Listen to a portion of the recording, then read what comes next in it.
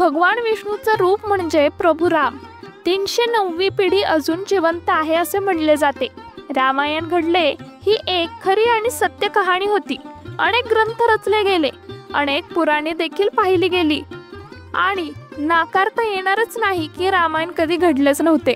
या व्हिडिओच्या माध्यमातून आपण सर्व गोष्टी पाहणार आहोत. त्यामध्ये 309वी पिढी जिवंत, प्रभू रामाची सत्यकथा आणि कुंभ राशीचे संदेश. त्याचप्रमाणे रामनवमी म्हणजे काय, रामनवमीचा अर्थ काय असेल, ज्याने प्रभू रामाचा वास आपल्या रोमरोमात असेल. त्याआधी नवीन असाल तर चॅनलला सबस्क्राईब करा, चॅनलला कमेंट नक्कीच करा. त्यामध्ये श्री रामचंद्र की जय आणि हा व्हिडिओ आपल्या मित्रांपर्यंत नक्की शेअर करा, जेणेकरून त्यांना देखील ही अनोखी माहिती मिळणार आहे व त्यांच्या विचारांना चालना मिळेल अशी बाब या व्हिडिओत असणार आहे. त्यामुळे व्हिडिओ संपूर्ण पहा. हिंदू धर्मामध्ये 4 युग मांडली गेली आहेत. त्यामध्ये सतयुग, त्रेतायुग, द्वापरयुग आणि कलयुग. या प्रत्येक युगामध्ये कोणत्या ना कोणत्या रूपामध्ये भगवान विष्णूंनी अवतार घेतला व संपूर्ण अधर्माचा नाश केला होता. त्रेतायुग या युगामध्ये भगवान श्रीरामाचा जन्म झाला होता. सुमारे 12,96,000 वर्षांनी हा युगाचा कालावधी मांडला गेला. या युगात अख्खं रामायण घडलं. 10 तोंडी रावणाने मांडलेल्या अधर्माचा नाश करण्यासाठी भगवान रामाने त्याचा वध केला व पूर्ण धर्म स्थापित केले. तर कसे काय, हे प्रश्न तुम्हाला पडले असतील. चला तर मग जाणून घेऊयात. प्रभू रामाचा जन्म चैत्र शुद्ध नवमी मध्ये झाला होता.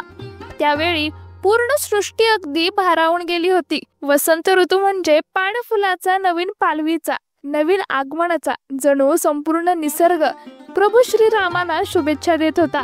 यालाच रामनवमी असे म्हणले गेले आहे. भगवान विष्णूंनी अनेक अवतार घेतले. त्यामधला प्रभू श्रीराम हा 7वा अवतार विष्णूचा मानला जातो. उत्तर प्रदेशामधील अयोध्या नगरीत येथे प्रभू रामाचा जन्म झाला. राजा दशरथ आणि राणी कौशल्या यांच्या पोटी हे जन्माला आले होते.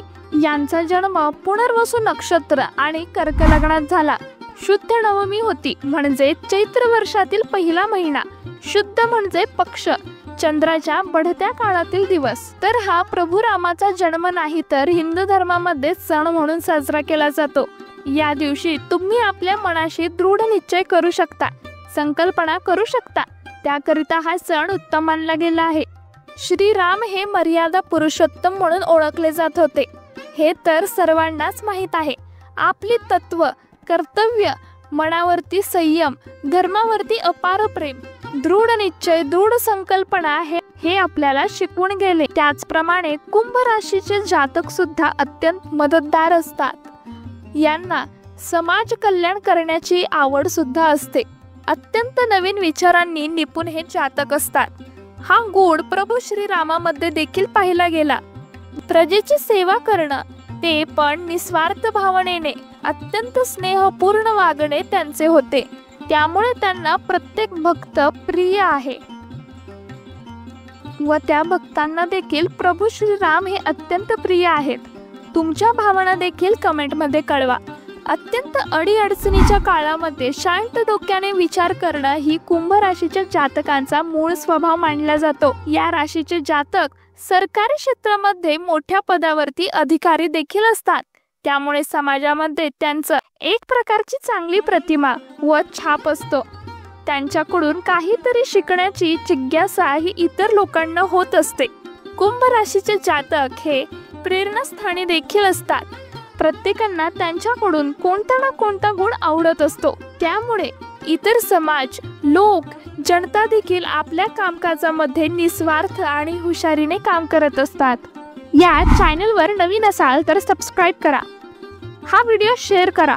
माहिती आवडली असल्यास लाईक करा. कमेंटमध्ये तुमचे काही अनुभव, मनातील प्रश्न विचारू शकता. स्वामी आपल्या पाठीशी आहेत. धन्यवाद. श्री स्वामी समर्थ. श्री गुरुदेव दत्त.